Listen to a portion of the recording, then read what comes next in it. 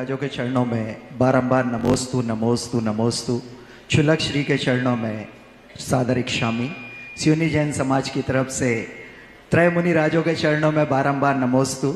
गुरुदेव, मेरा प्रश्न यह है कि ऐसे व्यक्ति जो प्रतिदिन नित्य अभिषेक पूजन करते हैं, स्वाध्याय करते हैं, श्रुत के ज्ञाता हैं, किंतु इसके बाद भी उनके अंदर कूट कूट करके मायाचारी भरी हुई है, बहुत ज़्यादा कषाय है, दान आदि से बहुत दूर रहते हैं, तो क्या उन्हें हम धर्मी की श्रेणी में गिनेंगे या अधर्मी की श्रेणी में? शंका का समाधान करें गुरुदेव। देखिए, आचार्य अमृतचंद स्वामी कहते हैं, येनान सेनन रागम तेनान सेनन बंधनम भवति, और येनान सेनन दर्शनम तेनान सेनेन बंधनम ना भवति। जितने अंश में राग है उतने अंश में बंध है, जितने अंश में द्वेष है उतने अंश में बंध है। जितने अंश में वो धर्म कर रहा है तत्संबंधी पुण्य का बंध तो होगा।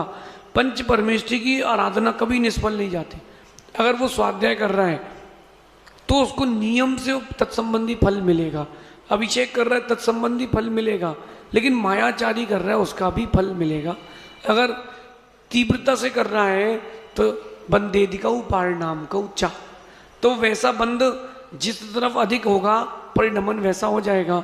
अगर वो बहुत धर्म कर रहा है और वो पूजन अभिषेक भी कर रहा है, चौका नहीं लगाता, कंजूस है, क्योंकि जो मायाचारी करते हैं अक्सर वो ऐसे ही रहते हैं, फिर भी चौका भी लगा कर आहार भी दे ले, लेकिन तीव्र मायाचारी और उसके नियोग से कई लोग दुखी हैं, तो सच मानना फल तो मिलेगा, तो वो राजा का हाथी बन जाएगा। अथवा बड़े सेठ के यहाँ, एसी वाले सेठ के यहाँ डॉगी नहीं, जिससे अपने देश के बड़े बड़े सेठ लोग हैं, लाखों करोड़ों का जिनका व्यापार है, अंबानी है, अडानी है, इनके यहाँ भी तो जानवर पलते हैं, ये वहीं तो जाते हैं, कहाँ जाएंगे?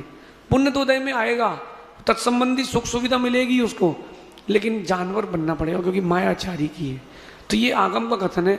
जरूरी नहीं है कि अपन जो सोच रहे हैं वो सही हो, कई बार गलत फहमियाँ भी हो जाती हैं। अगर कर रहा है जीव तो ऐसा बंध को प्राप्त होगा, लेकिन मेरी बात यह है वो किस बंध को प्राप्त होगा इससे हमें क्या, हमें तो ये देखना है कि हम वैसी परिणति कर रहे हैं कि नहीं। अगर हम भी वैसी ही परिणति कर रहे हैं तो निश्चित मानना अपन, वो और आप हो सकता है एक ही के यहाँ जाएं, तो अपन इस चीज़ से बच के रहें, संभल के रहें। अगर परिणति अपनी वैसी है, अपन अपनी संभाल लें, उनकी तो वो जाने जो जाने सो जाने। अपन तो अपनी रोटी सेको, और तवा गर्म है कि ठंडा, उससे क्या करना, अपनी रोटी सेको। ये पर्याय से नहीं, पर्याय देव पर्याय में जाओ। मैं तो ऊपर देव पर्याय मिलेगी जब, तो मैं देखूंगा कितने लोग यहाँ हैं, कितने कहाँ थे, कितने ने सामने से क्या क्या, पीछे से क्या कहा, तो ऊपर सब मालूम चल जाएगा। तब तो अवधि ज्ञान रहेगा, तब समझ लेंगे। ऐसा समझ।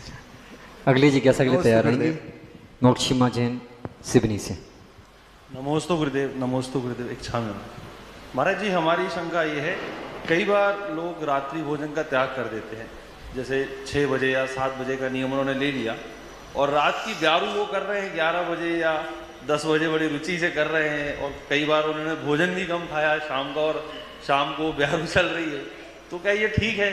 एक तो ये हो गया। और कई बार जैसे किसी पर्टिकुलर चीज़ का उन्होंने त्याग कर दिया कि भाई हम ये नहीं खाएंगे या ये नहीं करेंगे, लेकिन उसका कोई सब्स्टिट्यूट ढूंढ लिया, तो क्या ये मायाचारी है या ये चल जाता है? देखिए, ऐसा है डिस्काउंट स्टोर कि रात्रि भोजन त्याग का मतलब ये होता है कि सूर्यास्त के पहले चारों प्रकार के आहार का त्याग, वो रात्रि भोजन त्याग है। अगर आप पानी भी पीते हो तो रात्रि भोजन त्याग में नहीं जाएगा, आपके रात्रि भोजन का दोष लगेगा। और सारे पापों में सबसे बड़ा पाप रात्रि भोजन करना है, सबसे बड़ा पाप। अब आगे चलते हैं। अगर किसी ने रात्रि भोजन का त्याग कर दिया और ब्यारू कर ली, अब ये व्यवस्था उतई की है कि सिंघाड़े के भजिया चल रहे हैं, कब तक 2-3 किलो आटा के चल रहे हैं। उनने कही रात को त्याग है भैया हमारा, तो कहीं खिचड़ी बना लो साबूदाने की, तो चलो खिचड़ियाँ चल रही बड़ी अच्छी कढ़ाई भर के। भैया इससे अच्छा तो तुम भरपेट भोजन कर लेते। उसको रात्रि भोजन का त्याग का पुण्य नहीं मिलेगा। उसने जो चीज़ें छोड़ी, अन्न छोड़ा है, तो उसको अन्न के त्याग का पुण्य मिलेगा, लेकिन बाकी का बंध नियम से होगा। और अगर आपने कोई चीज़ त्याग कर दी, सब्स्टिट्यूट ले रहे हो, तो कोई बाधा नहीं। जैसे माना किसी ने नमक का त्याग किया और जवाकार ले रहा है, इजीली अवेलेबल है कि वो संकलिष्टता के साथ ले रहा है। मेरा बूरे का त्याग है, शक्कर का मैंने त्याग कर दिया, अब मुझे मुनक्के की चटनी चाहिए, नहीं मिलेगी तो ऐसा नहीं चलेगा। अब प्रमेश सागर जी के नीरस चल रहे हैं, 550 दिन में 500 नीरस कर रहे हैं। अब आप बताओ कि एक दिन नमक नहीं डले तो आपकी थाली सुदर्शन चक्र हो जाती है, 500 दिन बिहार होगा, कहाँ कैसी क्या व्यवस्था होगी, कोई विकल्प नहीं। क्यों?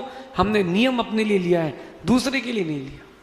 तो अगर आपने नियम अपने लिए लिया है, कोई सब्स्टिट्यूट मिल जाए इजीली तो कोई बात नहीं, नहीं मिलता है, मन में संकलिष्टता नहीं होती तो कोई बात नहीं।